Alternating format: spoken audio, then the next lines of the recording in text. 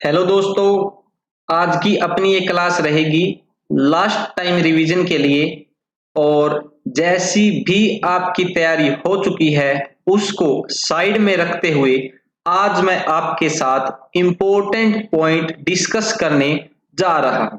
और आज ये जो इम्पोर्टेंट पॉइंट मैं बताने वाला हूं, यहां से कंफर्म क्वेश्चन आपको देखने को मिलेंगे आपके अपने लैब टेक्नीशियन के एग्जाम में। ये लैब टेक्नीशियन का एग्जाम ना केवल एम्स, पीजीआई और जिपमर का है, बल्कि जितने भी एग्जाम होंगे लैब टेक्नीशियन की पोस्ट के लिए, वहां हर एक एग्जाम में यहां से क्वेश्चन देखने को मिलेंगे। अब कितने क्वेश्चन यहां से मिल सकते हैं वो तो हम अभी डिसाइड नहीं कर सकते, लेकिन इतना कंफर्म है कि यहां से क्वेश्चन जरूर आपको देखने को मिलेंगे। तो चलिए स्टार्ट करते हैं बेसिक से। बेसिक से मतलब कि सबसे पहले जो हम टॉपिक कवर करेंगे ब्लड कलेक्शन से स्टार्ट करेंगे। ब्लड कलेक्शन से क्वेश्चन हमेशा पूछे जाते हैं। तो सबसे पहले बात आती है ब्लड हम किससे कलेक्ट करते हैं। तो ब्लड हम किससे कलेक्ट करते हैं, नीडल और सिरिंज का हम क्या करते हैं, यूज करते हैं। तो नीडल का साइज सबसे पहले पूछा जाता है कि कितना साइज नीडल का हम यूज करते हैं। तो अगर अडल्ट के लिए पूछ लिया जाए तो अडल्ट के लिए हम जनरली 19 टू 21 गेज की नीडल यूज करते हैं। जनरली पूछा जाए तो 19 टू 21 गेज की यूज करते हैं। लेकिन मोस्टली किसके लिए पूछा जाता है, चिल्ड्रन के लिए। चिल्ड्रन के लिए नीडल का साइज कितना रहेगा, तो वो रहेगा 23 गेज। और साथ के साथ 25 गेज से ज्यादा गेज की नीडल हम यूज नहीं करते। क्यों? क्योंकि उसका डायामीटर जो रहेगा इतना कम हो जाएगा कि वहां पर ब्लड क्लॉट होने के चांस रहेंगे। तो ब्लड क्लॉटिंग होने के चांस रहेंगे, इतना नैरो डायमीटर उसका हो जाएगा। तो 25 या 25 से ज्यादा गेज को हम यूज नहीं करते। अब यहां से आपको समझ आया होगा कि जितना ज्यादा डायामीटर रहेगा उतनी ही वैल्यू कम रहेगी गेज में। तो जितनी ज्यादा गेज की नीडल हम यूज करेंगे उसका डायामीटर उतना ही कम रहेगा, यानी कि दोनों एक दूसरे के इनवर्सली प्रोपोर्शनल रहेंगे। तो चिल्ड्रन के लिए पूछा गया है एम्स में, तो चिल्ड्रन के लिए 23 गेज के लिए यूज की जाती है, 23 गेज की नीडल यूज की जाती है।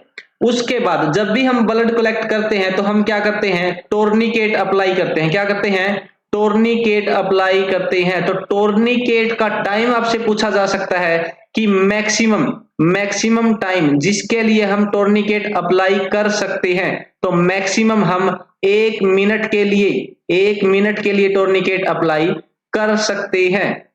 लेकिन अगर टाइम ज्यादा हमने लगा दिया टोर्निकेट को अप्लाई करके, यानी कि 1 मिनट से ज्यादा अगर टाइम लगा दिया, तो उस कंडीशन में क्या देखने को मिलेगा, तो उस केस में फ्लूइड शिफ्ट क्या होगा, फ्लूइड शिफ्ट देखने को मिलेगा। जिसकी वजह से जिसका रिजल्ट क्या रहेगा, हमारा सैंपल जो मिलेगा वो हीमो कंसंट्रेटेड मिलेगा, यानी कि हीमो कंसंट्रेशन की प्रोसेस यहां पर हो जाएगी। तो टोर्निकेट का टाइम कितना, मैक्सिमम 1 मिनट के लिए। 1 मिनट से ज्यादा अगर अप्लाई कर दिया तो हीमो कंसंट्रेशन यहाँ पे देखने को मिल सकती है। उसके बाद जो नीडल है, नीडल के जो पार्ट होते हैं, जैसे नीडल का जो सबसे आगे वाला पोर्शन होता है जहां पर कुछ ना कुछ एंगल आपको देखने को मिलेगा। जो नीडल है, नीडल के सामने वाला जो हिस्सा रहेगा वहां पर ऐसा लगेगा कि आगे क्या है, कुछ ना कुछ एंगल पे कट है। और इस आगे वाले हिस्से को बोला जाता है बेवल। क्या बोला जाता है, बेवल। उसके बाद वाला जो पोर्शन रहेगा उसको बोला जाता है शाफ्ट। क्या बोला जाता है, शाफ्ट। और जो पीछे का हिस्सा रहेगा, उसके बाद पीछे का हिस्सा जो रहेगा उसको बोला जाता है हब। क्या बोला जाता है, हब। तो 3 पार्ट होते हैं नीडल के, बेवल, शाफ्ट और हब। तो बेवल की पोजीशन पूछी जाती है जब भी हम ब्लड सैंपल कलेक्ट करते हैं। तो बेवल की पोजीशन क्या होती है, अपर साइड होगी। जब भी आप नीडल प्रिक करोगे तो इस बेवल की साइड क्या होनी चाहिए, अपर साइड, यानी कि ये ऊपर की तरफ होना चाहिए। दूसरा आपसे पूछ सकते हैं कि एंगल कितना होना चाहिए नीडल का। तो नीडल का एंगल ब्लड कलेक्ट करते टाइम कितना होना चाहिए, 15 टू 30 डिग्री होना चाहिए। तो 15 से 30 डिग्री तक का एंगल हम मान के चलते कि होना चाहिए जब भी हम ब्लड को कलेक्ट करते हैं। उसके बाद उसके बाद अगर आपसे पूछ लिया जाए जो चिल्ड्रन होते हैं या चाइल्ड जो होते हैं, उनके अंदर कैपिलरी ब्लड जो होगा, कैपिलरी ब्लड को कलेक्ट करने की साइड कौन सी प्रेफर की जाती है? तो ये की जाती है अपने पास लेटरल प्लांटर सरफेस। कौन सा? Lateral plantar surface. अब ये सरफेस कौन सा? देखो, जो lateral plantar surface of heel, जो हील जो रहेगी बच्चे की, उसका लेटरल प्लांटर सरफेस हम रिकमेंड करते हैं कैपिलरी ब्लड को कलेक्ट करने के लिए। जो बच्चे का पैर होता है, बच्चे का फुट जो है उसका, अब ये लेटरल पार्ट कौन सा रहेगा?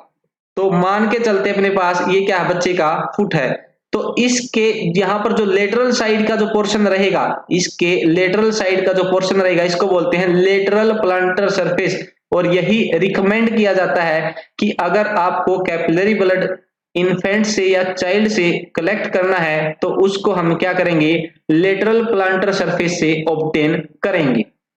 अगर आपसे पूछ लिया जाए स्किन पंचर आपको करना है, क्या करना है? स्किन पंचर करना है, तो उसकी डेप्थ, नीडल की डेप्थ कितनी होनी चाहिए? तो जनरली जो नीडल की डेप्थ होनी चाहिए अडल्ट के केस में कितनी मिलेगी? अडल्ट के केस में आप कह सकते हो 2 to 3, कितना बोल सकते हो? 2 to 3 mm, 2 से लेकर 3 mm तक हम क्या करते हैं? नीडल की डेप्थ रखते हैं जब भी हम स्किन पंचर करते हैं टू कलेक्ट कैपिलरी ब्लड। तो कैपिलरी ब्लड को कलेक्ट करने के लिए स्किन पंचर जब किया जाता है तो उसकी डेप्थ कितनी रहेगी? 2 to 3 mm रहेगी। और बच्चे के केस में less than equal to 2 mm हम इसको रखते हैं। उसके बाद आपको पता होना चाहिए हम क्या करते हैं, ब्लड जब भी कलेक्ट करते हैं तो उसकी साइट पूछी जाती है। ब्लड को बेस्ट विदड्रॉ या बेस्ट कलेक्ट कहां से किया जाता है? ब्लड को अगर कलेक्ट करना है तो बेस्ट साइट कौन सी होगी? तो बेस्ट साइट कौन सी रहेगी? तो वो यहाँ पे हम बोलते हैं best site for blood collection is median antecubital when हम क्या करते हैं? प्रेफर करते हैं। अब मीडियन एंटीक्यूबाइटल वेन जो है इसकी लोकेशन कहां पर रहेगी? अगर आपको इसकी लोकेशन नहीं पता तो ये भी पता होना चाहिए। जो एंटीक्यूबाइटल फोसा रीजन होता है, कौन सा पोर्शन? Antecubital fossa.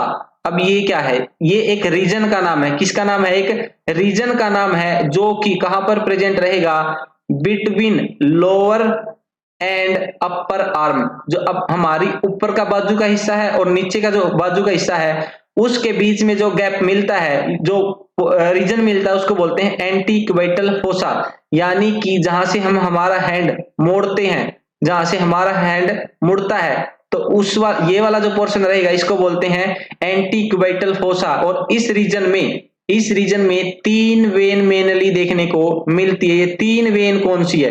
तो इन 3 वेन का नाम होता है, सबसे पहली रहेगी अपने पास सिफेलिक वेन। कौन सी रहेगी? सिफेलिक वेन रहेगी। दूसरी रहेगी बेसिलिक वेन। कौन सी? Basilic vein. और तीसरी जो रहेगी अपने पास, तीसरी रहेगी मेडियन वेन। अब देखो कौन सी वेन कहां पर प्रेजेंट रहेगी? जो हमारी बाजू है, मान लेते हैं हमारी ये क्या है? बाजू है।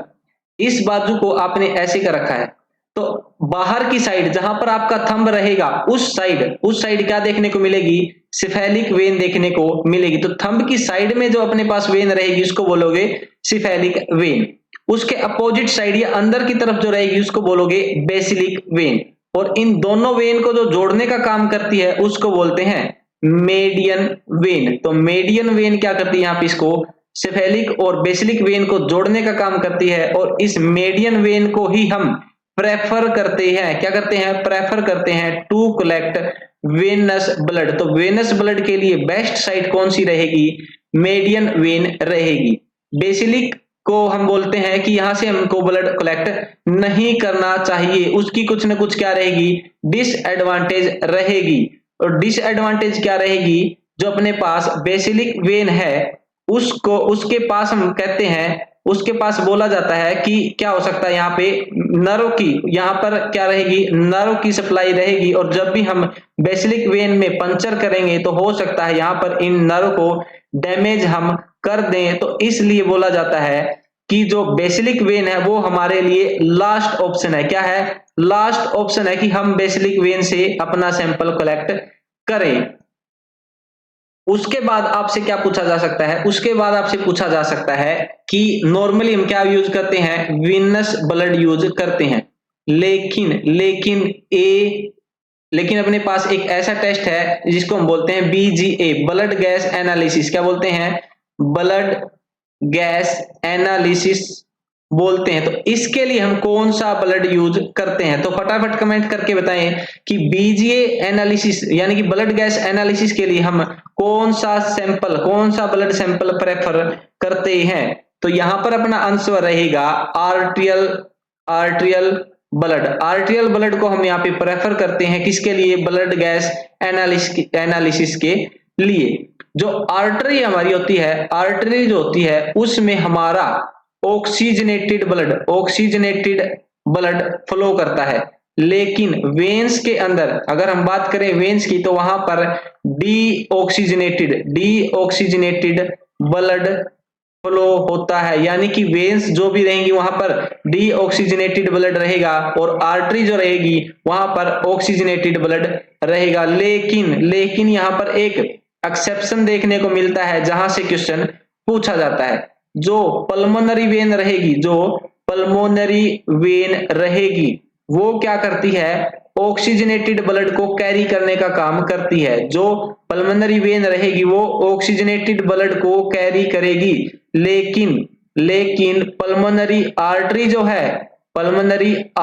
है वो यहां पर डीऑक्सीजनेटेड ब्लड को कैरी करती है। तो ये एक्सेप्शन आपको पता होना चाहिए पल्मोनरी वेन और पल्मोनरी आर्टरी के केस में।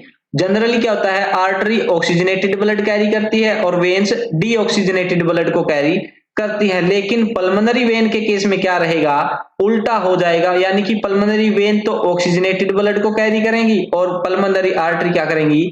डीऑक्सीजनेटेड ब्लड को कैरी करने का काम करेगी। उसके बाद अगर पूछ लिया जाए, अगर हम कंपेयर करें वीनस ब्लड को किसके साथ? कैपिलरी ब्लड के साथ। तो यहां पर अगर हम बात करें तो वेनस ब्लड के कंपैरिजन में कैपिलरी जो ब्लड है वहां पर प्लेटलेट काउंट क्या मिलेगा? कम मिलेगा। यानी कि प्लेटलेट काउंट कम मिलेगा कैपिलरी ब्लड में, लेकिन वेनस ब्लड में जो अपने पास प्लेटलेट रहेंगी वो ज्यादा रहेंगी। क्या रहेंगी? ज्यादा रहेंगी। प्लेटलेट वेनस ब्लड में ज्यादा रहेंगी as comparison to capillary blood. इसका रीजन बोला जाता है due to adhesion of platelet at the site of skin puncture. जहां पर भी स्किन पंक्चर किया जाता है वहां पर क्या हो जाता है? जहां पर स्किन पंक्चर किया जाता है वहां पर प्लेटलेट क्या करेगी? अडेयर होने का काम करेगी, एडेशन का काम करेगी। तो इसलिए यहां पर प्लेटलेट काउंट आपको ज्यादा देखने को मिलेगा। दूसरी बात, कैपिलरी ब्लड में क्या क्या ज्यादा देखने को मिलेगा जब हम वेनस ब्लड से कंपेयर करें? तो इस केस में आरबीसी ज्यादा मिलेंगी कैपिलरी ब्लड में, एचबी भी ज्यादा मिलेगा, टीएलसी भी ज्यादा देखने को मिलेगी, पीसीबी ज्यादा, ग्लूकोज ज्यादा। तो ये सारे के सारे पैरामीटर जो हमने यहाँ पे डिस्कस किए कैपिलरी ब्लड में ज्यादा मिलेंगे, लेकिन वीनस ब्लड में क्या ज्यादा देखने को मिलेगा? प्लेटलेट ज्यादा देखने को मिलती है। एक एम्स ने जो क्वेश्चन पूछा था, जो हमारी बॉडी के अंदर न्यूट्रोफिल्स होती हैं वो न्यूट्रोफिल्स कब इंक्रीज हो जाती हैं? तो कमेंट करके बताएं फटाफट। न्यूट्रोफिल जो है वो कौन से इन्फेक्शन में इंक्रीज हो जाती है? बैक्टीरियल, पैरासिटिक या फिर वायरल? किस इन्फेक्शन में न्यूट्रोफिल ज्यादा बढ़ी हुई मिलती है? तो इसके लिए हमारा आंसर रहेगा जो न्यूट्रोफिल इंक्रीज होती है वो बैक्टीरियल इन्फेक्शन में इंक्रीज्ड देखने को मिलती है। दूसरा एक ब्लड प्रेशर हम पढ़ते हैं। क्या पढ़ते हैं? ब्लड प्रेशर पढ़ते हैं। तो ब्लड प्रेशर जनरली हम क्या करते हैं? 120/80 नॉर्मल मानते हैं। अब ये 120 और 80 जो है, ये 120 जो रहेगा ये रहेगा अपने पास सिस्टोलिक, क्या रहेगा? सिस्टोलिक ब्लड प्रेशर, और 80 जो रहेगा वो रहेगा अपने पास डायस्टोलिक ब्लड प्रेशर। तो सिस्टोलिक बाय डायस्टोलिक हम यहाँ पे लिखते हैं ये नॉर्मल ब्लड प्रेशर। लेकिन क्वेश्चन जो पूछा जाता है वो पूछा जाता है ऐसा प्रेशर, या फिर यहां से पूछते हैं कि डिफरेंस बिटवीन, यहां पे पूछते हैं difference between systolic systolic and diastolic pressure. Diastolic और सिस्टोलिक प्रेशर के बीच में जो डिफरेंस रहेगा उस प्रेशर को क्या बोलते हैं? तो फटाफट कमेंट करें, इस प्रेशर को क्या नाम दिया जाता है? सिस्टोलिक और डायस्टोलिक प्रेशर के बीच का जो डिफरेंस है उस प्रेशर को एक स्पेशल नाम दिया जाता है। उस स्पेशल प्रेशर को नाम जो दिया जाता है वो फटाफट बताएं क्या रहेगा?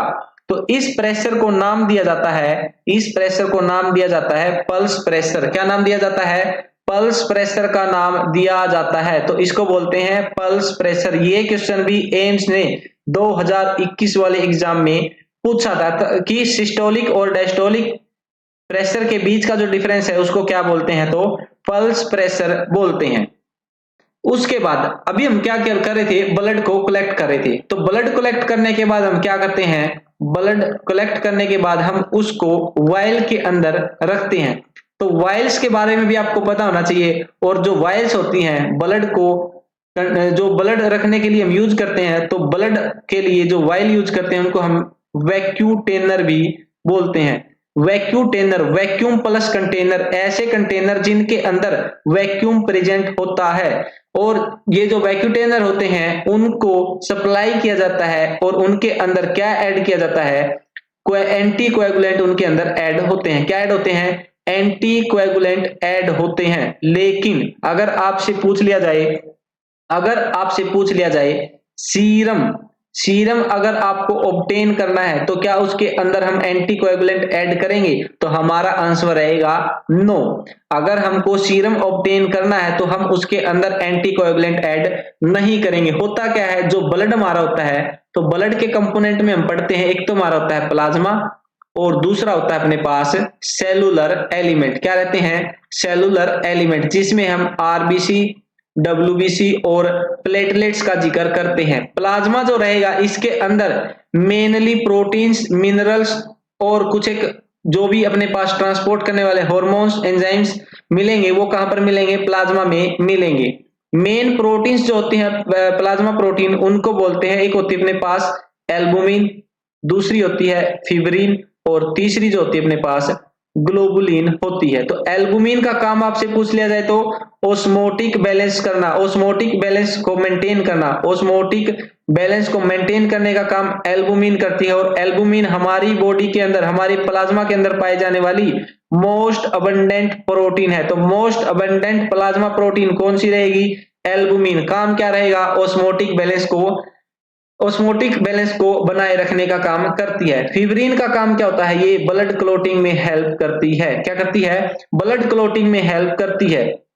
और ग्लोबुलिन जो होती है उसकी कई सारी क्लास होती है और उसमें से गामा ग्लोबुलिन जो रहेगी, गामा ग्लोबुलिन जो रहेगी वो हमारे लिए डिफेंस मैकेनिज्म का काम करती है। क्या काम करती है? डिफेंस मैकेनिज्म का काम करती है। और एक क्लास में हम पढ़ चुके हैं, जो गामा ग्लोबुलिन होती है उनको हम इम्यूनोग्लोबुलिन भी बोलते हैं। क्या बोलते हैं? इम्यूनोग्लोबुलिन बोलते हैं। तो हमने क्वेश्चन डिस्कस किया था कि इम्यूनोग्लोबुलिन जो है वो किस क्लास प्रोटीन से बिलोंग करती है? तो गामा ग्लोबुलिन क्लास से बिलोंग करती है।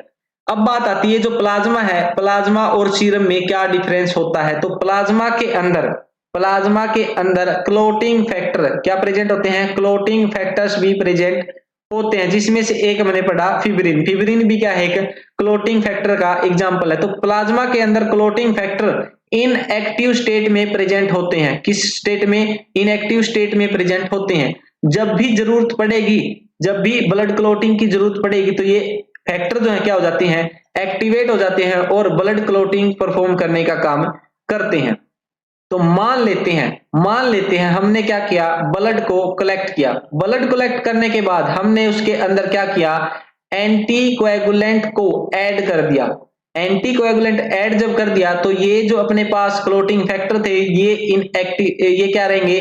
इनएक्टिव रहेंगे, यानी कि एक्टिवेट नहीं होंगे। तो हमको जो मिलेगा वो क्या मिलेगा? प्लाज्मा मिलेगा जब हम ब्लड सैंपल को सेंट्रीफ्यूज करेंगे। क्या करेंगे, सेंट्रीफ्यूज जब हम करेंगे ब्लड सैंपल को कलेक्ट करके एंटीकोगुलेंट ऐड करने के बाद, तो हमको क्या मिलेगा, प्लाज्मा मिलेगा।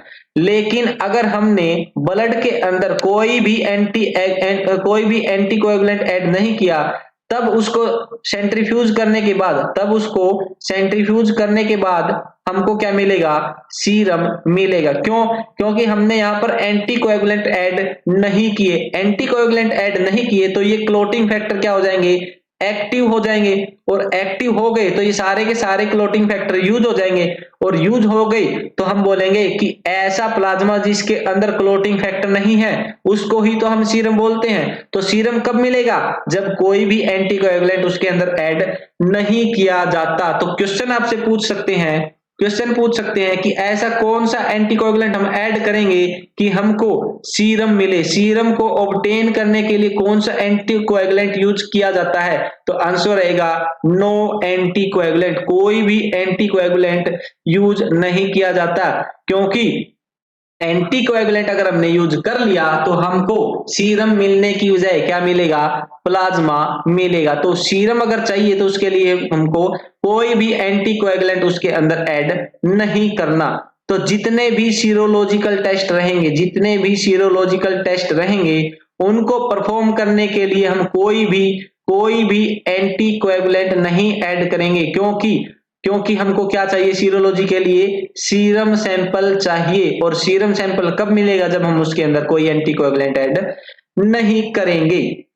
उसके बाद अगर आपसे पूछा जाए कि आपको मेजर करना है ब्लड ग्लूकोज, क्या मेजर करना है, ब्लड ग्लूकोज, तो कौन सी वाइल आप यूज करोगे, तो आप यूज करोगे कौन सी, कमेंट करके बताएं कि कौन सी वाइल आप यूज करोगे अगर ब्लड ग्लूकोज के लिए आपको सैंपल लेना है। तो ब्लड ग्लूकोज अगर आपको एस्टिमेट करना है तो उसके लिए हम ग्रे कलर के टॉप वाली ट्यूब हम यूज करेंगे।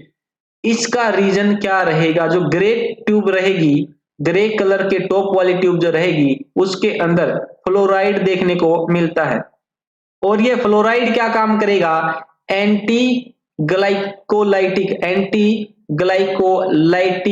फैक्टर की तरह काम करेगा। इसका क्या मतलब, देखो हमारी बॉडी के अंदर ग्लाइकोलाइसिस नाम की एक प्रोसेस चलती है। ग्लाइकोलाइसिस में क्या होता है, जो ग्लूकोज का क्या होता है, ब्रेक डाउन होता है, और पायरुविक एसिड यहाँ पे देखने को मिलते हैं। 2 पायरुविक एसिड बनते हैं एक ग्लूकोज से। लेकिन अगर मान लेते हैं आपने क्या लिया, सैंपल को कलेक्ट किया, तो उस सैंपल के अंदर भी क्या चलेगी, ग्लाइकोलाइसिस चलेगी, और ग्लाइकोलाइसिस अगर चलती रहेगी तो ग्लूकोज का लेवल डाउन चला जाएगा, क्योंकि वहां वो किस में कन्वर्ट हो जाएगी, पायरुविक एसिड में, यानी कि पायरुवेट में वो कन्वर्ट हो जाएगी। तो हमको चाहिए कि जैसे ही हमने ब्लड को कलेक्ट किया वहां पर ग्लाइकोलाइसिस क्या हो जाए, स्टॉप हो जाए। तो उसको स्टॉप करने के लिए हम क्या करते हैं, इस ट्यूब के अंदर फ्लोराइड को ऐड करते हैं, क्योंकि फ्लोराइड एंटी ग्लाइकोलाइटिक फैक्टर की तरह काम करता है, यानी कि ग्लाइकोलाइसिस को रोकने वाला फैक्टर, जिसको हमने नाम दिया एंटी ग्लाइकोलाइटिक फैक्टर, ये हम यूज करते हैं। तो ब्लड ग्लूकोज को मेजर करने के लिए ग्रे कलर के टॉप वाली ट्यूब हम यूज करते हैं। थोड़ा एंटीकोएगुलेंट के बारे में डिस्कस करते हैं। एंटीकोएगुलेंट, तो सबसे पहले आपसे पूछा जा सकता है, जो हिमेटोलॉजिकल टेस्ट होते हैं, हिमेटोलॉजिकल टेस्ट जो होते हैं, या हिमेटोलॉजी की लैब में मोस्ट कॉमनली यूज एंटीकोएगुलेंट कौन सा रहेगा। कमेंट करके बताएं कि हिमेटोलॉजिकल लैब में कौन सा एंटीकोएगुलेंट मोस्ट कॉमनली यूज होता है। तो हिमेटोलॉजी में अगर पूछा जाए कौन सा एंटीकोएगुलेंट यूज रहेगा, तो वो रहेगा हमारे पास EDTA। और EDTA की फुल फॉर्म पूछ ली जाए तो क्या रहेगी, ethylene diamine tetra acetic acid EDTA की फुल फॉर्म रहेगी। अब ये जो EDTA है इसकी कंसंट्रेशन हम कितनी यूज करते हैं, तो 1.5 to 2.2 mg पर ml ब्लड हम यूज करते हैं। तो जनरली ये कंसंट्रेशन हम यूज करते हैं 1.5 to 2.2 mg पर ml, यानी कि 1 ml ब्लड के अंदर 1.5 to 2.2 मिलीग्राम EDTA हम ऐड करते हैं। अब बात आती है जो ईडीटी है उसकी कई सारी फॉर्म देखने को मिलती हैं। जो ईडीटी की कई फॉर्म मिलती हैं वो कौन कौन सी है? हो सकता है ईडीटी का अपने पास K2EDTA साल्ट हो, क्या हो? K2EDTA। ऐसा भी हो सकता है K3EDTA हो, इसको बोलेंगे डाई पोटेशियम, इसको बोलेंगे ट्राई पोटेशियम EDTA। और ऐसा भी हो सकता है कि डाई सोडियम EDTA मिले, और ऐसा भी हो सकता है कि डाई लिथियम EDTA मिले। यानी कि EDTA जो पाया जाता है वो कई फॉर्म में पाया जाता है, और ये फॉर्म हमने जो यहाँ पे डिस्कस की, इन सभी फॉर्म के अंदर EDTA मिलता है या पाया जाता है। तो अब बात आती है हमारे लिए कौन सी फॉर्म रिकमेंडेड रहेगी। तो क्या होता है, देखो एक अपने पास ऑर्गेनाइजेशन है, हमारे पास क्या है, एक ऑर्गेनाइजेशन है जिसका नाम क्या रहेगा, जिसका नाम रहेगा ICSH। फुल फॉर्म क्या रहेगी इसकी? International international international council for standardization standardization standardization standardization in hematology in hematology. तो हिमेटोलॉजी के अंदर कोई भी टेस्ट जब डेवलप करते हैं तो उसके स्टैंडर्डाइज से रिलेटेड जो संस्था रहेगी, जो ऑर्गेनाइजेशन रहेगा, उसको बोलते हैं ICSH।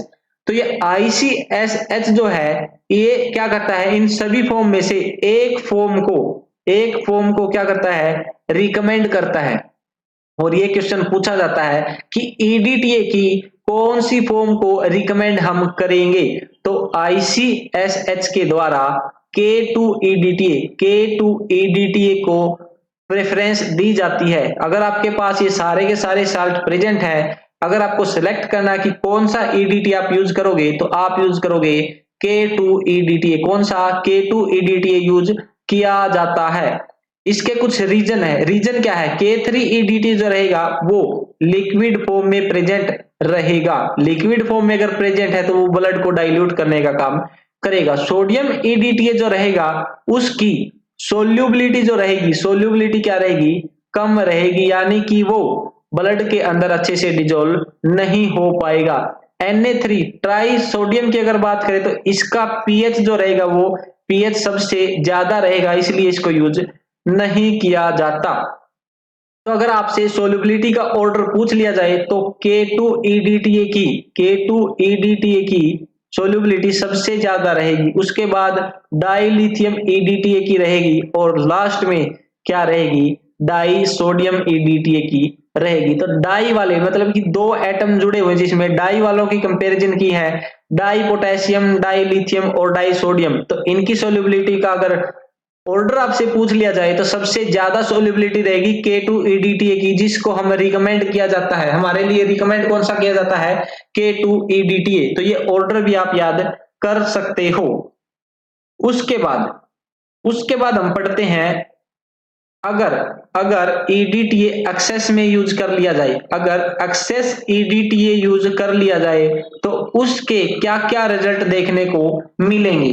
तो EDTA का ज्यादा अमाउंट अगर यूज कर लिया जाए तो सबसे पहला जो अपने पास इफेक्ट पड़ेगा वो पड़ेगा RBC और WBC के ऊपर, और इनका दोनों का क्या हो जाएगा, यहाँ पे श्रिंकेज देखने को मिलेगा। श्रिंकेज और डीजनरेशन इनका यहां पर देखने को मिलेगा। तो हाई कंसंट्रेशन EDTA अगर यूज करेंगे तो उसके रिजल्ट क्या रहेंगे? RBC और WBC का श्रिंकेज और डीजनरेशन हो जाएगा।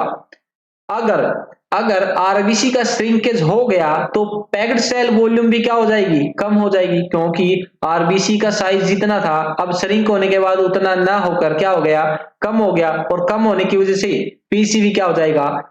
कम हो जाएगा। एक्सेस EDTA का प्लेटलेट के ऊपर क्या फर्क पड़ेगा? तो प्लेटलेट की क्या हो जाएगी? यहाँ पर स्वेलिंग हो जाएगी। तो स्वेलिंग ऑफ प्लेटलेट भी यहाँ पर देखने को मिलेगी। अगर प्लेटलेट की स्वेलिंग हो गई तो उसके बाद उनका क्या होगा? डिसइंटीग्रेशन हो जाएगा। क्या हो जाएगा? डिसइंटीग्रेशन हो जाएगा, यानी कि वो टूट जाएंगी। और मान लेते ये एक प्लेटलेट अपने पास थी, इसका सबसे पहले क्या हुआ? साइज इंक्रीज हुआ जब उसकी स्वेलिंग हो गई, और स्वेलिंग के बाद अगर डिसइंटीग्रेशन हो गया यानी कि उसके क्या हो गई? कई सारे फ्रेगमेंट बन गए। और ये अपने पास थी कितनी प्लेटलेट, एक प्लेटलेट थी, लेकिन यहां पर हमको कितनी देखने को मिलेंगी, 4 या 4 से ज्यादा, मतलब कि कई सारी प्लेटलेट देखने को मिलेगी। तो हम कह सकते हैं कि प्लेटलेट का काउंट जो है, प्लेटलेट का काउंट जो है वो हमको बढ़ा हुआ मिलेगा अगर हम एक्सेस में ईडीटीए यूज करेंगे। उसके बाद एक प्रोसेस हम पढ़ते हैं जिसको हम बोलते हैं प्लेटलेट सैटेलाइटोसिस। क्या पढ़ते हैं, प्लेटलेट सैटेलाइटोसिस पढ़ते हैं। तो इसका भी आपको पता होना चाहिए, सैटे प्लेटलेट सैटेलाइटोसिस ये क्या होता है। देखो, जब भी प्लेटलेट सैटेलाइटोसिस जो है ये कब देखने को मिलेगा आपको, तो ये देखने को मिलता है अपने पास जब भी ईडीटी के अंदर क्या करेगी, नेचुरली अकरिंग एंटीप्लेट एंटीबॉडी जो होंगी, मान लेते हैं हमारे पास क्या है, ब्लड है। अच्छे से समझेंगे इसको, ब्लड जो है, ब्लड के अंदर हमारे पास एंटीप्लेट ऑटो एंटीबॉडी प्रेजेंट होती है। क्या होती है, हमारी ब्लड के अंदर एंटीप्लेट ऑटो एंटीबॉडी प्रेजेंट होती है। अब होता क्या है, ईडीटीए जो ईडीटीए है, ये ईडीटीए एक्टिवेट कर देगा इन नेचुरली ऑकरिंग एंटीप्लेट ऑटो एंटीबॉडीज को। अगर ये एंटीप्लेट ऑटो एंटीबॉडीज क्या होगी, एक्टिवेट होगी, तो इसकी वजह से क्या हो गया, प्लेटलेट वो चिपक जाएंगी किसके ऊपर, न्यूट्रोफिल के ऊपर। और न्यूट्रोफिल के ऊपर जब वो जुड़ जाएंगी, उस प्रोसेस को हम बोलते हैं प्लेटलेट सैटेलाइटोसिस। तो प्लेटलेट सैटेलाइटोसिस भी एक्सेस ईडीटी के केस में आपको देखने को मिलती है। उसके बाद ईडीटी के बारे में बोला जाता है कि जो ईडीटी है वो क्या करता है, ल्यूको एग्लूटिनेशन करने का काम करता है। ल्यूको एग्लूटिनेशन भी यहां पर देखने को मिलती है। तो इसकी वजह से अपने पास डीएलसी पर फर्क पड़ेगा। ल्यूको एग्लूटिनेशन जब अगर हो गई, यानी कि ल्यूको एग्लूटिनेशन मतलब कि आपस में जो अपने पास ल्यूकोसाइट है उनने क्या कर लिया, एग्लूटिनेशन कर लिया, तो अपने पास डीएलसी पर फर्क पड़ेगा और मेनली न्यूट्रोफिल और लिम्फोसाइट इसका शिकार होंगे। यानी कि सबसे ज्यादा फर्क किसके ऊपर पड़ेगा, न्यूट्रोफिल और लिम्फोसाइट पर पड़ेगा, किसका, ल्यूको एग्लूटिनेशन का। उसके बाद नेक्स्ट एंटीकोएगुलेंट जो हम पढ़ते हैं, ट्राई सोडियम सिट्रेट। कौन सा, ट्राई सोडियम सिट्रेट। तो ये कौन से टेस्ट के लिए यूज किया जाता है, सबसे पहले बताओ, कमेंट करके बताओ कि ट्राई सोडियम सिट्रेट किस टेस्ट के लिए हम यूज करते हैं। तो सबसे पहला क्वेश्चन यही बनता है, try sodium citrate is used for coagulation studies. Coagulation की स्टडी करने के लिए हम ट्राई सोडियम सिट्रेट का यूज करते हैं। और रेशो अगर पूछ लिया जाए इस एंटीकोएगुलेंट का, तो रेशो आपको ध्यान में रखना है 9:1 रेशो हम यूज करते हैं कोएगुलेशन स्टडी के लिए। कोएगुलेशन स्टडी में अपने पास क्या आ जाएंगे, पीटी, एपीटीटी। तो ये जो अपने पास कोएगुलेशन के जितने भी टेस्ट होंगे उसमें हम ट्राई सोडियम सिट्रेट का एज ए एंटीकोएगुलेंट यूज करेंगे। और रेशो क्या रहेगा, 9:1। 9:1 में 9 पार्ट जो रहेंगे वो रहेंगे ब्लड के, और एक पार्ट जो रहेगा वो किसका रहेगा, ट्राई सोडियम सिट्रेट का रहेगा। तो इसको बोलेंगे हम 9:1 रेशो हम यूज करते हैं। उसके बाद अगर आपसे पूछ लिया जाए, पीजीआई ने भी ये क्वेश्चन पूछा है कि ट्राई सोडियम सिट्रेट हम और किसके लिए यूज करते हैं, कोएगुलेशन स्टडी ऑप्शन में नहीं है तो हम किसके लिए यूज करते हैं, ईएसआर। और ईएसआर का कौन सा मेथड है जिसमें हम यूज करते हैं ट्राई सोडियम सिट्रेट को, तो ये रहेगा अपने पास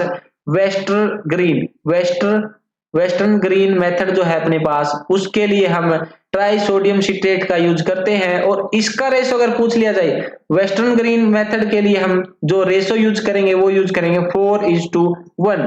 तो ये दोनों रेशो याद रखने हैं, कोएगुलेशन स्टडीज के लिए 9:1 और ESR with western green method उसके लिए रहेगा 4:1। यानी कि 4 पार्ट लेंगे ब्लड के और एक पार्ट किसका लेंगे अपने पास, एंटीकोएगुलेंट यानी कि try sodium citrate. Try sodium citrate का हम कितना पार्ट लेंगे, 1 और ब्लड के 4 पार्ट हम यूज करते हैं।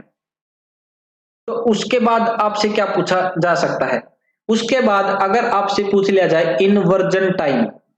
इन्वर्जन टाइम ये क्या होता है, देखो जब भी हम ब्लड को कलेक्ट करते हैं, ब्लड को कलेक्ट करने के बाद हम उसको वायल के अंदर रखते हैं, तो ब्लू कलर टॉप जो रहेगा वो किसके लिए अपने पास, लाइट ब्लू बोलेंगे हम इसको।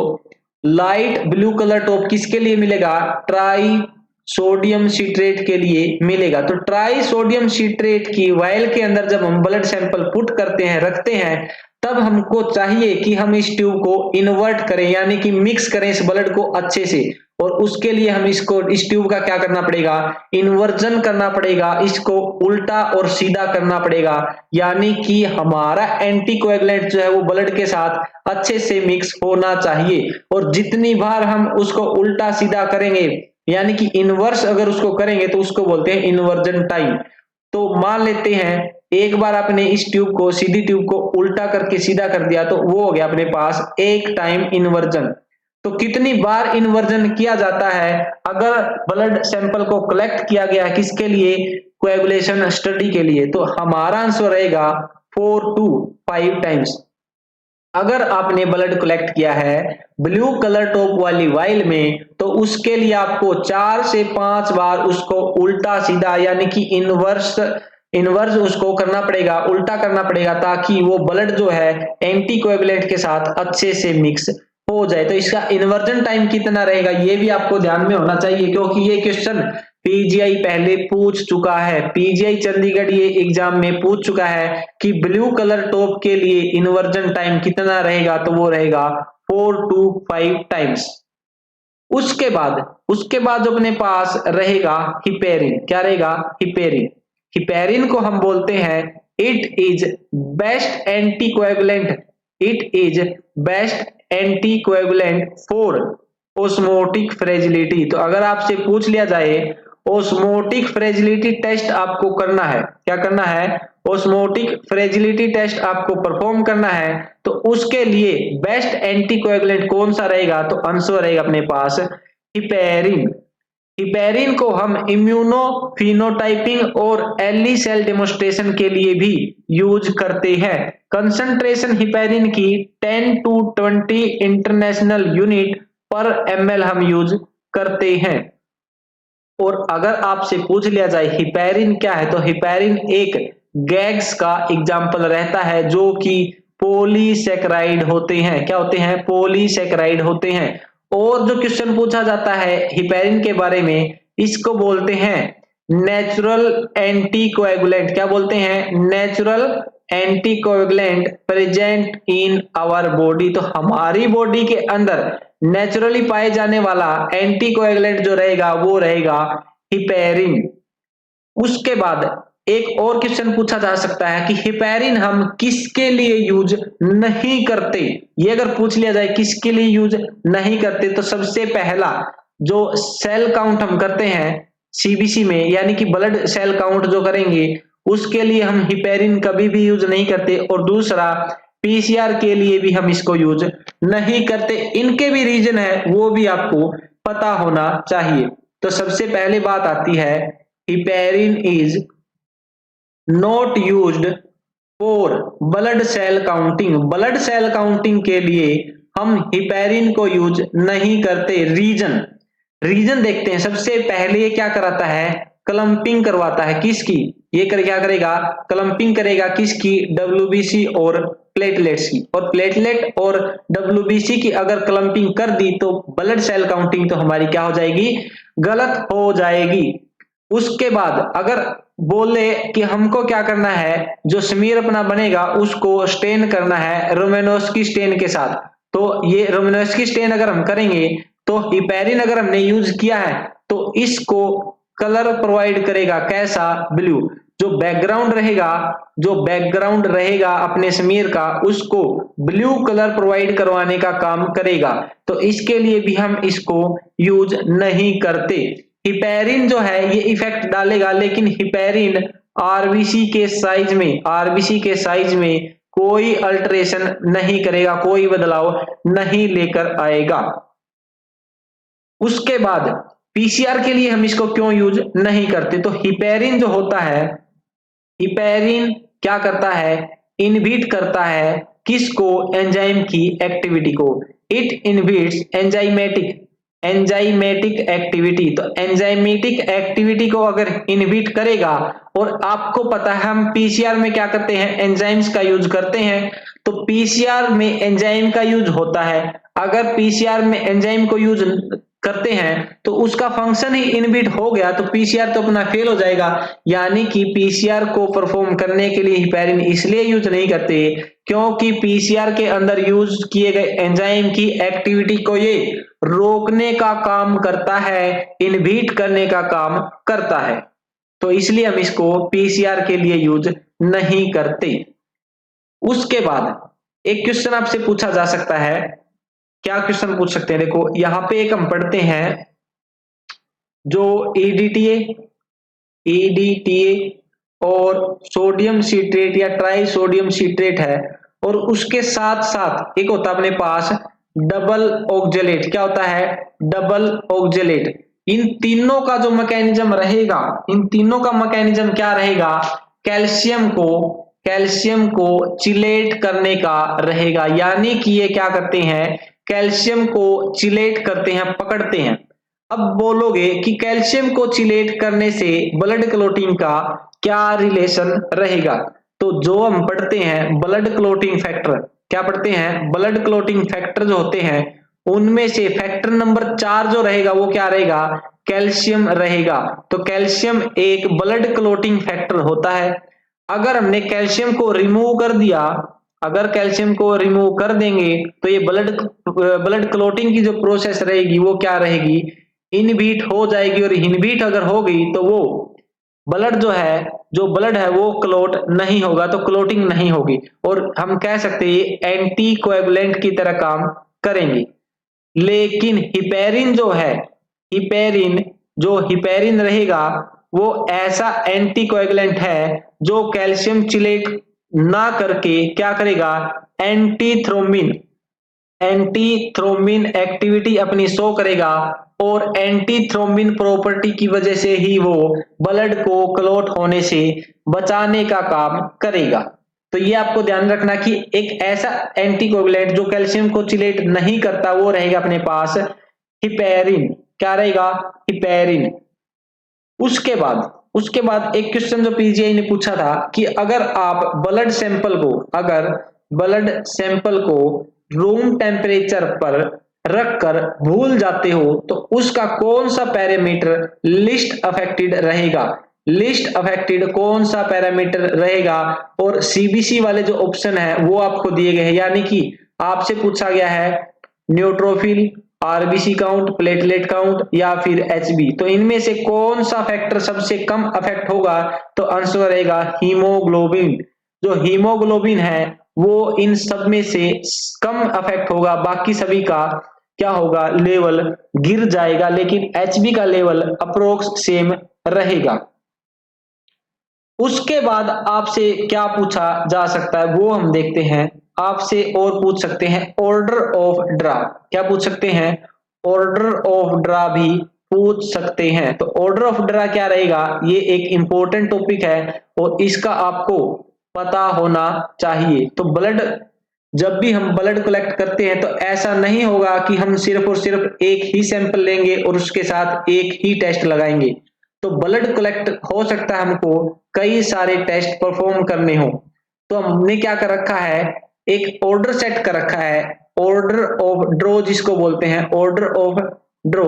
तो ब्लड सैंपल को ड्रॉ करने के लिए एक ऑर्डर बनाया गया है। रीजन क्या है कि ऑर्डर क्यों बनाया गया, सबसे पहला क्वेश्चन आता है कि ऑर्डर ऑफ ड्रा की जरूरत क्यों पड़ी। तो ये जरूरत पड़ी हमको क्रॉस कंटेमिनेशन को बचाने के लिए। अगर क्रॉस कंटेमिनेशन होगी तो वहां पर रिजल्ट जो रहेंगे अपने वो अफेक्ट हो जाएंगे। तो अफेक्टेड रिजल्ट हमको मिलेंगे अगर हमने इस ऑर्डर ऑफ ड्रा को फॉलो नहीं किया। तो अगर आपसे पूछ लिया जाए एक पेशेंट है, उसके कई सारे टेस्ट आपको परफॉर्म करने हैं, तो सबसे पहले सैंपल जो लेंगे वो किस टेस्ट के लिए लेंगे? तो सबसे पहला सैंपल जो कलेक्ट किया जाता है वो ब्लड कल्चर के लिए कलेक्ट किया जाता है। उसके बाद हम क्या करेंगे? कोएगुलेशन स्टडी के लिए यूज करेंगे।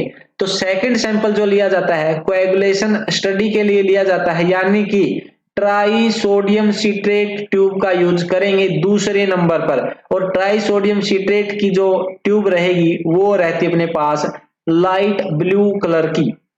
तीसरे नंबर पर हम क्या करेंगे? सीरम सेपरेटिंग ट्यूब का यूज करेंगे, यानी कि थर्ड सैंपल जो हम कलेक्ट करेंगे रेड गोल्ड इन ट्यूब का यूज करेंगे, रेड या फिर गोल्ड या फिर ऑरेंज या फिर येलो ग्रे भी आप बोल सकते हो। यानी कि सीरम सेपरेटिंग ट्यूब जो है, जैसे रेड हम मेनली यूज करते हैं, तो थर्ड नंबर पे रेड ट्यूब के अंदर सैंपल लेने का काम करेंगे। फोर्थ हम किस में लेंगे? हिपेरिन में। और हिपेरिन किस में मिलता है? ग्रीन ग्रीन कलर का जो टॉप रहेगा उन वायल के अंदर क्या देखने को मिलता है? हिपेरिन देखने को मिलता है। हिपेरिन के बाद क्या आएगा अपने पास? EDTA, जो कि हम हेमेटोलॉजी में यूज करते हैं, और इसका टॉप जो रहेगा वो लेवेंडर कलर का मिलेगा या फिर पिंक कलर भी देखने को मिलता है। और लास्ट में हम क्या करेंगे? सोडियम फ्लोराइड ट्यूब के अंदर सैंपल कलेक्ट करेंगे। और सोडियम फ्लोराइड जो हम किसके लिए यूज करते हैं? वो ब्लड ग्लूकोज को डिटेक्ट करने के लिए, एस्टिमेट करने के लिए यूज करते हैं। सोडियम फ्लोराइड जो सप्लाई होता है उसके साथ में जो एंटीकोएगुलेंट होगा वो EDT भी हो सकता है और डबल ऑक्जेलेट भी हो सकता है। तो ये ऑर्डर ऑफ ड्रा आपको पता होना चाहिए। सबसे पहले सैंपल लेंगे ब्लड कल्चर के लिए, उसके बाद कोएगुलेशन स्टडी के लिए, उसके बाद सीरम सेपरेटिंग ट्यूब यानी कि रेड टॉप ट्यूब के अंदर, उसके बाद हिपेरिन के अंदर, फिर EDTA और लास्ट में सोडियम फ्लोराइड या फिर ग्लूकोज का टेस्ट करने के लिए हम सैंपल लास्ट में लेते हैं। उसके बाद आपसे क्वेश्चन पूछा जा सकता है कि ऐसे कौन से पैरामीटर्स हैं जिनको लाइट अफेक्ट करती है? तो लाइट से कौन कौन से पैरामीटर अफेक्ट होते हैं, ये क्वेश्चन भी पूछा जाता है। और मोस्टली आंसर जो मिलता है वो मिलता है आपको बिलिरुबिन। ऑप्शन में क्या मिलेगा? बिलिरुबिन। बिलिरुबिन एक ऐसा पैरामीटर है, ऐसी अपने पास ऐसी क्वांटिटी है, ऐसा सब्सटेंस है जो कि लाइट के द्वारा अफेक्ट किया जाता है। बिलिरुबिन अगर ऑप्शन में नहीं है तो कुछ एक फैक्टर और है जो कि लाइट के द्वारा अफेक्ट किए जाते हैं, जैसे बीटा कैरोटीन भी लाइट के द्वारा अफेक्ट किया जाता है। विटामिन ए जो है, विटामिन ए भी लाइट द्वारा अफेक्ट किया जाता है। और तो और पोरफायरिन जो होंगे, पोरफायरिन ये भी लाइट के द्वारा अफेक्ट किए जाते हैं। तो आपसे पूछ लिया जाए तो लाइट किन किन पैरामीटर को अफेक्ट करती है, तो bilirubin, beta carotene, vitamin A और पोरफायरिन के रिजल्ट को वेरी करवाने का काम लाइट करती है। तो इसलिए लाइट से इन सैंपल को अवॉइड करना चाहिए जो कि हम इन सभी के एस्टिमेशन के लिए यूज करते हैं। उसके बाद क्या होता है? कुछ एक सैंपल जो है कुछ एक स्पेसिमेन को जरूरत पड़ती है कि हम उनको क्या करें? चिल्ड करें। यानी कि हमको जरूरत क्यों पड़ती है चिल्ड करने की? सबसे पहली बात, कई स्पेसिमेन ऐसे होते हैं कि उनको चिल्ड करने की जरूरत पड़ेगी। क्यों? तो उसका रीजन जो रहेगा वो रहेगा to slow down the cellular metabolism. जो सेलुलर मेटाबॉलिज्म है उसको स्लो डाउन करने के लिए सैंपल को चिल्ड करना, ठंडा करना पड़ता है। और चिल्ड जो करेंगे वो कौन कौन से सैंपल है जिसके लिए चिल्ड करना जरूरी रहेगा? तो सबसे पहला, अगर आपको एस्टिमेट करना है अमोनिया, तो उसके लिए आप क्या करोगे? सैंपल को चिल्ड करोगे। दूसरा, लैक्टिक एसिड अगर डिटेक्ट करना तो उसके लिए भी सैंपल को ठंडा करना पड़ेगा, चिल्ड करना पड़ेगा। गैस्ट्रीन का अगर एस्टिमेशन करना है तो उसके लिए भी सैंपल को ठंडा करना पड़ेगा। और एक नाम आपको याद रखना, पैराथायरॉयड हार्मोन। तो पैराथायरॉयड हार्मोन के लिए भी सैंपल को चिल्ड कंडीशन में लेकर आना होगा ताकि हम सेलुलर मेटाबॉलिज्म को स्लो डाउन कर सकें और इन सभी का अमाउंट जो रहे वो क्या रहे, कांस्टेंट रहे, यानी कि डिक्रीज या इंक्रीज ना हो। तो इस वजह से हम सैंपल को चिल्ड करते हैं ताकि इनका अमाउंट जो है कांस्टेंट रहे, वेरिएशन वहां पर देखने को ना मिले। क्वेश्चन आपसे जो नेक्स्ट पूछा जा सकता है, जो सैंपल आप कलेक्ट करोगे HbA1c के लिए, कमेंट करके बताएं कि HbA1c के लिए हम अपना ब्लड सैंपल कौन सी वायल या कौन से एंटीकोएगुलेंट में डालेंगे, मिक्स करेंगे। तो एंटीकोएगुलेंट कौन सा यूज किया जाता है HbA1c के लिए, फटाफट कमेंट करें, जल्दी बताएं।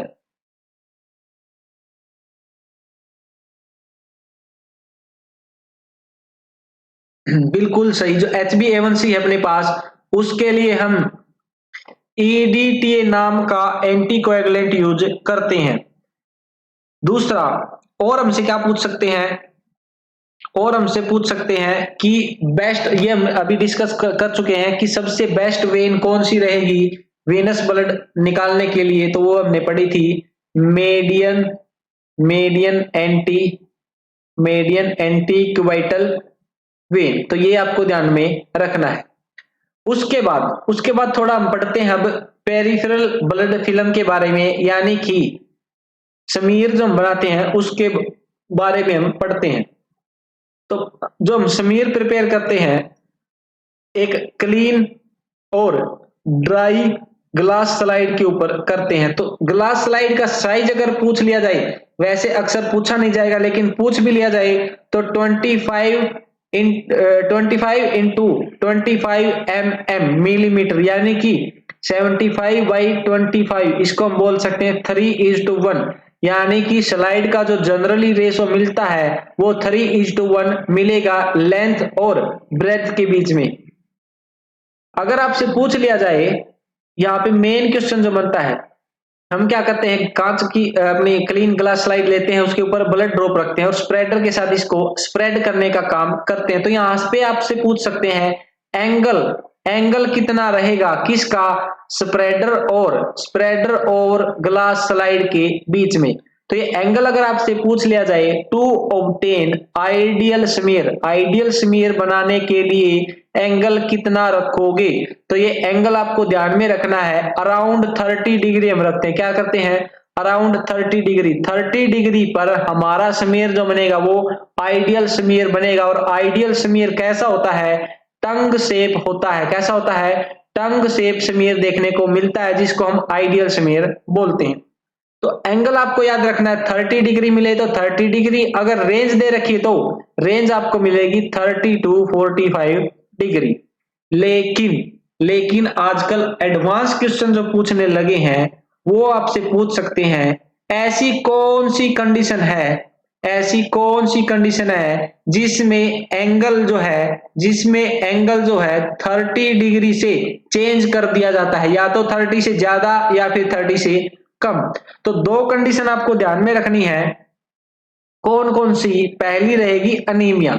अगर अनीमिक पेशेंट है तो उसके केस में हम एंगल जो रहेगा स्प्रेडर का उसको इंक्रीज करेंगे। क्या करेंगे, इंक्रीज करेंगे, यानी कि मोर देन 30 डिग्री हम उसके लिए यूज करेंगे। दूसरा, पॉलीसाइथीमिया में क्या करेंगे, पॉलीसाइथीमिया जो है उस केस में हम एंगल को डिक्रीज करेंगे। क्या करेंगे, डिक्रीज करेंगे, और उसको हम लेस देन 30 डिग्री कर देंगे। तो कंडीशन अगर आपसे पूछी जाए कि ऐसी कौन सी कंडीशन है जिसमें स्प्रेडर और स्लाइड के बीच का एंगल अपना कम या ज्यादा कर दिया जाता है, तो ज्यादा किस में किया जाता है, अनीमिया में, और कम किस में किया जाता है, पॉलीसाइथीमिया में किया जाता है।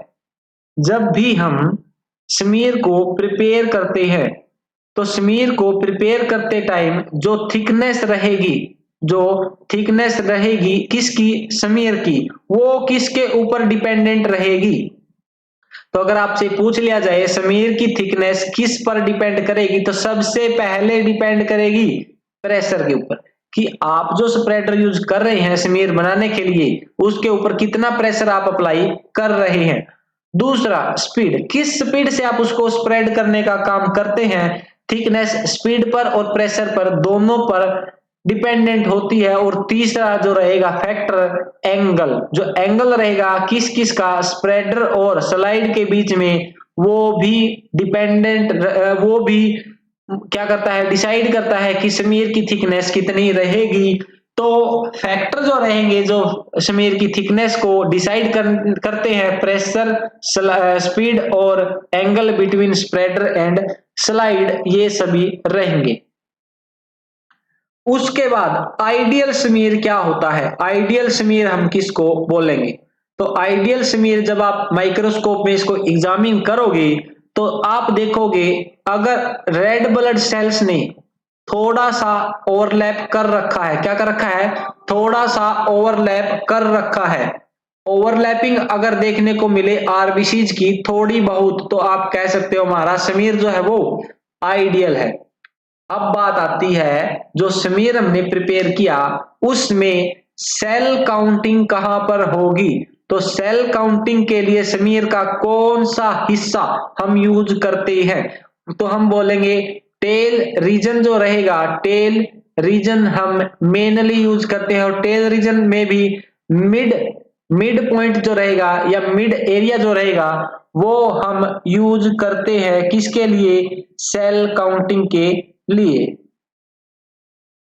और आपसे क्या यहां पे पूछ सकते हैं, और आपसे पूछा जा सकता है कि जो स्टेनिंग हम करते हैं, मोस्ट कॉमनली यूज्ड स्टेन जो हम करते हैं, रोमानोव्स्की स्टेन, कौन सी? Romanowsky stain. इस स्टेन के कंपोनेंट क्या है? इस स्टेन को हम बोलते हैं universal routine stain for blood film. तो ब्लड फिल्म के लिए यूनिवर्सल स्टेन कौन सी है? रोमानोव्स्की स्टेन है। इसके कंपोनेंट कौन से रहेंगे? तो इसका पहला कंपोनेंट रहेगा एजोर बी, कौन सा रहेगा? Azure B. और दूसरा जो कंपोनेंट रहेगा वो रहेगा इयोसिन वाई। अब बात आती है ये दो कंपोनेंट जो है इनका नेचर भी आपको पता होना चाहिए। एजोर बी, बी से बनेगा अपने पास बेसिक, तो ये क्या करेगी? बेसिक नेचर की रहेगी। और इयोसिन वाई जो रहेगी वो अपने पास कैसे नेचर की रहेगी? एसिडिक नेचर की रहेगी। तो एसिडिक नेचर का कंपोनेंट रहेगा इयोसिन और एजोर बी बेसिक नेचर का रहेगा। अब देखो अपने पास एजोर बी जो है वो है बेसिक, और बेसिक बेस जो हमेशा किसके साथ बाइंड करता है? एसिड के साथ। तो बेसिक कंपोनेंट बाइंड करेगा एसिड के साथ, और एसिडिक नेचर वाला कंपोनेंट बाइंड करेगा बेसिक नेचर वाले कंपोनेंट के साथ। और अपनी सेल के अंदर जो एसिडिक पार्ट रहेगा वो न्यूक्लियस के अंदर प्रेजेंट रहेगा, और बेसिक पार्ट जो रहेगा वो साइटोप्लाज्म के अंदर प्रेजेंट रहेगा। न्यूक्लियस के अंदर जो अपने पास एसिडिक पार्ट रहेगा वो डीएनए और आरएनए होते हैं, और साइटोप्लाज्म में बेसिक पार्ट जो रहता है वो जनरली प्रोटीन्स देखने को मिलती है। उसके साथ साथ न्यूक्लियस के अंदर भी बेसिक पार्ट मिल सकता है जिसको हम हिस्टोन प्रोटीन बोलते हैं। हिस्टोन प्रोटीन क्या करती है? डीएनए के साथ बाइंड करती है और फोल्डिंग करके क्या बनाने का काम करती है? क्रोमेटिन, जो कि फर्दर कंडेंस होके क्रोमोसोम बनाने का काम करते हैं। तो ये भी आपको पता होना चाहिए कि कौन सी कंपोनेंट जो है डाई की किसके साथ बाइंड करती है। रोमानोव्स्की स्टेन जो है उसके कई सारे टाइप देखने को मिलते हैं। उनमें से सबसे सिंपलेस्ट डाई जो रहेगी, सिंपलेस्ट रोमानोव्स्की स्टेन जो रहेगी वो रहेगी जेन्नर स्टेन, और सबसे कॉम्प्लेक्स जो रहेगी वो रहेगी जिम्सा स्टेन। कौन सी रहेगी? जिम्सा स्टेन रहेगी। अगर आपसे रोमानोव्स्की स्टेन का पीएच पूछ लिया जाए, क्या पूछ लिया जाए? जनरल पीएच पूछ लिया जाए, लीशमैन स्टेन या फिर रोमानोव्स्की स्टेन का, तो दो पीएच आपको याद रखने हैं। पहला जो रहेगा 6.8, क्या रहेगा? 6.8, जो कि हम जनरली यूज करते हैं। जनरली किसके लिए? ब्लड सेल की मॉर्फोलॉजी के लिए। तो ब्लड सेल की मॉर्फोलॉजी को देखने के लिए जो हम पीएच यूज करते हैं वो कितना रहेगा? 6.8 रहेगा। लेकिन यहां पर अगर आपसे पूछ लिया जाए अगर आपसे पूछ लिया जाए पीएच यूज्ड फॉर मलेरिया या फिर पैरासाइट, पैरासाइट के केस में ये पीएच जो है इसकी वैल्यू चेंज कर देते हैं, और चेंज करके कितनी कर दी जाती है, 7.2 कर दी जाती है। तो पीएच आपको याद रखना है, मलेरिया या पैरासाइट के लिए 7.2 और जनरल यूज के लिए 6.8 पीएच हम यूज करते हैं। उसके बाद एक और इंपॉर्टेंट ऑर्डर मैं आपको बता देता हूं, जो बेसिक डाई है अपने पास, मैंने आपको बताया जो बेसिक डाई का कंपोनेंट है वो रहेगा एजोरबी। अब एजोरबी जो है वो बाइंड करेगा डीएनए, आरएनए और हीमोग्लोबिन के साथ। तो इनकी बाइंडिंग कैपेसिटी आप इस ऑर्डर में याद कर सकते हो। एजोरबी सबसे ज्यादा कैपेसिटी के साथ बाइंड करेगा डीएनए के साथ, उसके बाद आरएनए और उसके बाद हीमोग्लोबिन के साथ, यानी कि सबसे ज्यादा रेट ऑफ बाइंडिंग डीएनए के साथ, फिर आरएनए और फिर हीमोग्लोबिन के साथ रहेगी बेसिक कंपोनेंट की। उसके बाद अगर आपसे पूछ लिया जाए next question, next important question आपसे अगर पूछा जाए,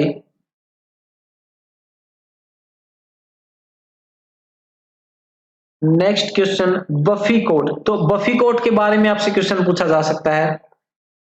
बफी कोड, बफी कोड में क्या देखने को मिलता है, तो बफी कोड में डब्ल्यूबीसी और प्लेटलेट्स मेनली देखने को मिलते हैं। और जितनी भी अबनॉर्मल सेल जो है या कैंसर सेल है उनको भी हम बफी कोड से इजीली डिटरमाइन कर सकते हैं, एग्जामिन कर सकते हैं।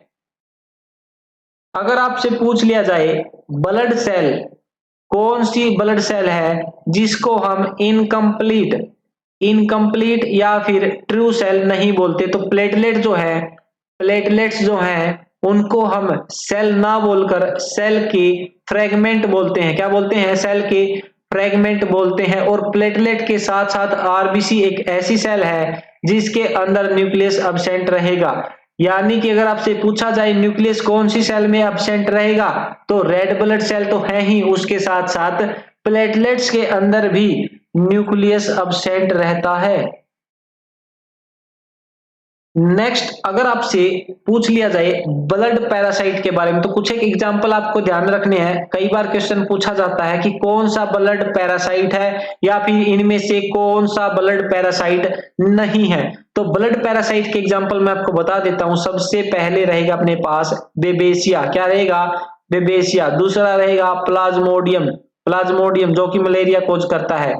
उसके बाद माइक्रोफिलेरिया भी ब्लड में पाए जाने वाला पैरासाइट है। उसके बाद लिस्मेनिया डोनोवनी, वो भी क्या रहेगा अपने पास, ब्लड पैरासाइट। और ट्रिपेनोसोमा भी अपना एक ब्लड के अंदर पाए जाने वाला पैरासाइट है। तो ये 5 एग्जाम्पल आपको जरूर याद रखने हैं जो कि ब्लड पैरासाइट के हैं, बेबेसिया, प्लाज्मोडियम, माइक्रोफिलेरिया, लिस्मेनिया और ट्रिपेनोसोमा। उसके बाद आपसे अगर पूछ लिया जाए, ये मेन बेसिक अपने पास हीमेटोलॉजी का ही आज हम डिस्कस कर पाएंगे। तो अगर आपसे पूछ लिया जाए जो अनीमिया होगा, मोस्ट कॉमन अनीमिया कौन सा देखने को मिलता है, तो आयरन डिफिशियंसी अनीमिया देखने को मिलता है। अगर आपसे पूछ लिया जाए क्या पूछ लिया जाए कि आयरन जो है, आयरन का अब्जॉर्प्शन, ये क्वेश्चन पूछा गया है पहले, आयरन का अब्जॉर्प्शन जो होगा मैक्सिमम वो कहां पर होगा, तो ये होता है अपने पास ड्यूडेनम के अंदर। कि कहां पर, ड्यूडेनम के अंदर। और ड्यूडेनम किसका पार्ट रहता है, एक स्मॉल इंटेस्टाइन का एक पार्ट है ड्यूडेनम, और ड्यूडेनम में मैक्सिमम आयरन का अब्जॉर्प्शन होता है। ऐसी कौन सी प्रोटीन है जो आयरन को ट्रांसपोर्ट करती है, तो आयरन को ट्रांसपोर्ट करने वाली प्रोटीन रहेगी ट्रांसफेरिन। कौन सी रहेगी, ट्रांसफेरिन।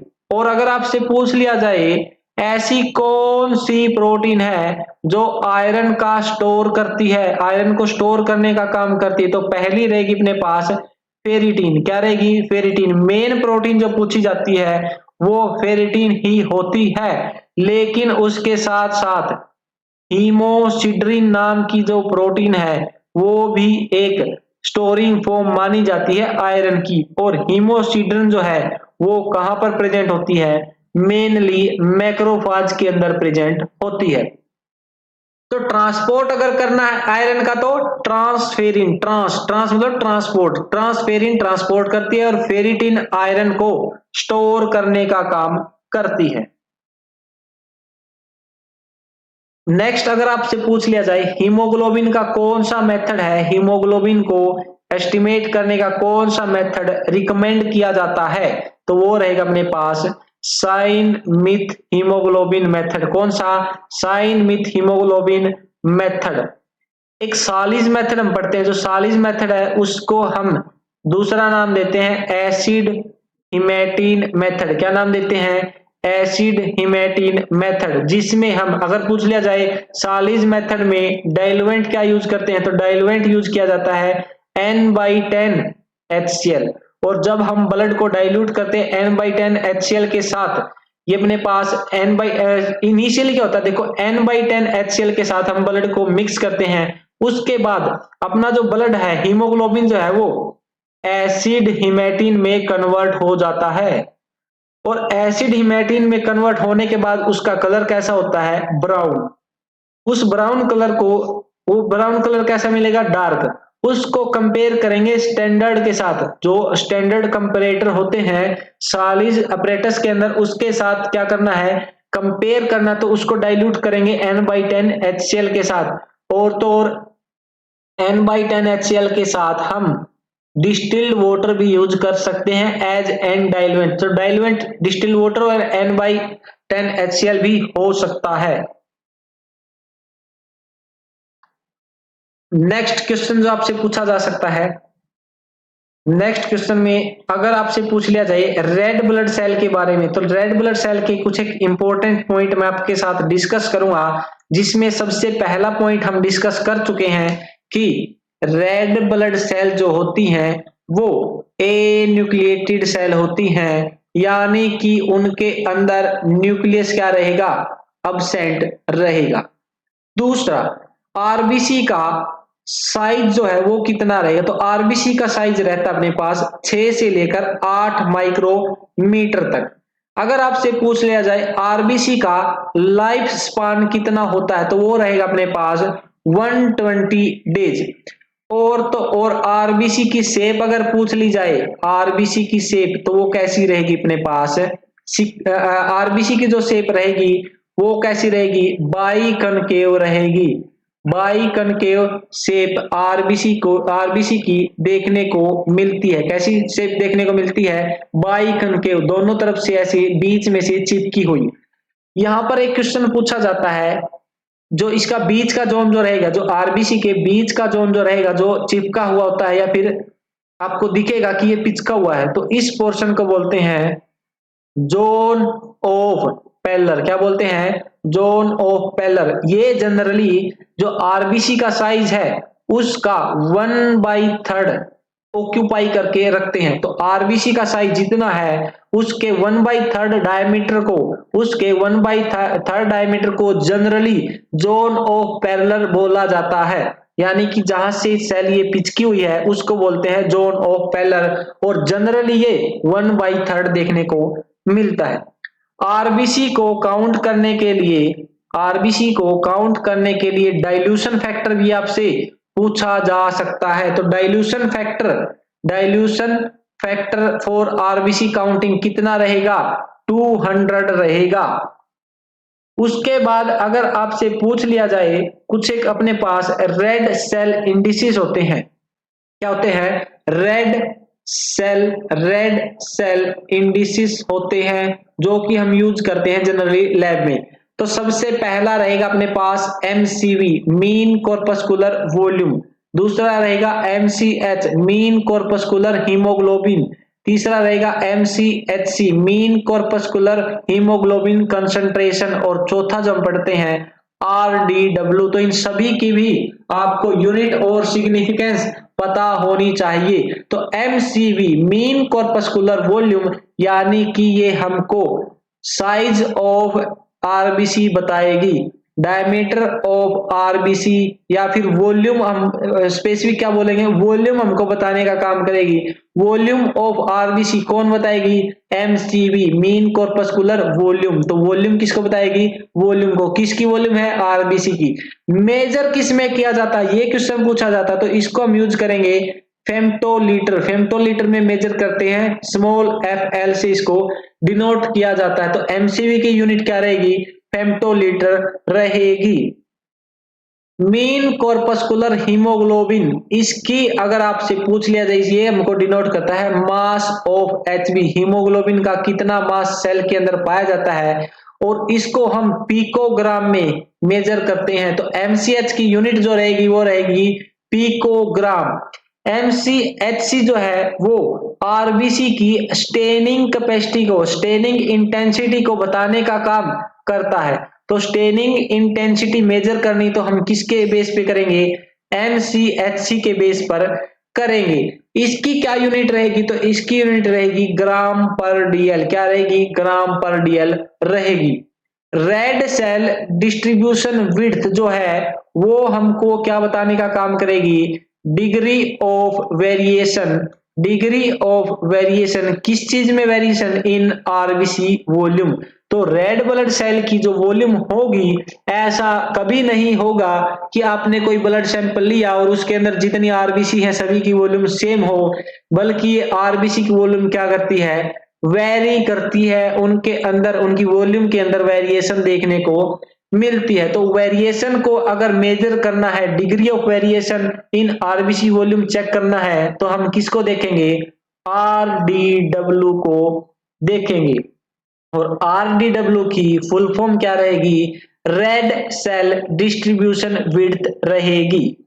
और टर्म जो हम यूज करते हैं, एन आइसोसाइटोसिस, एन आइसोसाइटोसिस, ये हम यूज करते हैं variation in RBC diameter. RBC के डायमीटर में जो वेरिएशन होगी उसके लिए हम एन आइसोसाइटोसिस यूज करेंगे। यानी कि डिफरेंट साइज की, डिफरेंट डायमीटर की जो आरबीसी होगी उनको हम एन आइसोसाइट बोल सकते हैं। दूसरा जो होता है अपने पास एक टर्म बोलते हैं, उसको हम बोलते हैं पाइकिलोसाइटोसिस।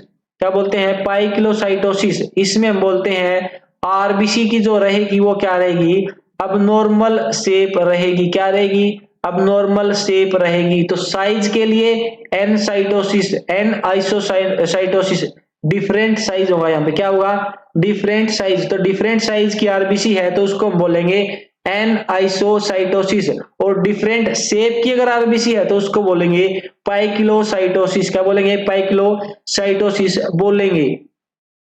एक होती है अपने ब्लड के अंदर रेटिकुलोसाइट। क्या होती है, रेटिकुलोसाइट होती है, जिसको हम इमेच्योर आरबीसी भी बोल सकते हैं, या फिर ऐसी आरबीसी जिसके अंदर आरएनए के रिमिनेंट देखने को मिलते हैं। तो हम बोलते हैं नॉर्मल रेटिकुलोसाइट काउंट कितना रहेगा। तो ये क्वेश्चन पूछा जा सकता है, नॉर्मल रेटिकुलोसाइट क्या होगी। तो ये परसेंटेज याद रखनी है, 0.5 से लेकर 2% जो रहेगी टोटल आरबीसी का, वो हमारे लिए नॉर्मल रेटिकुलोसाइट का काउंट रहेगा। नेक्स्ट, रेटिकुलोसाइट के लिए जो स्टेनिंग हम यूज करते हैं उनको वाइटल या फिर सुप्रा वाइटल स्टेन भी बोलते हैं। क्या बोलते हैं, सुप्रा वाइटल स्टेन भी बोलते हैं।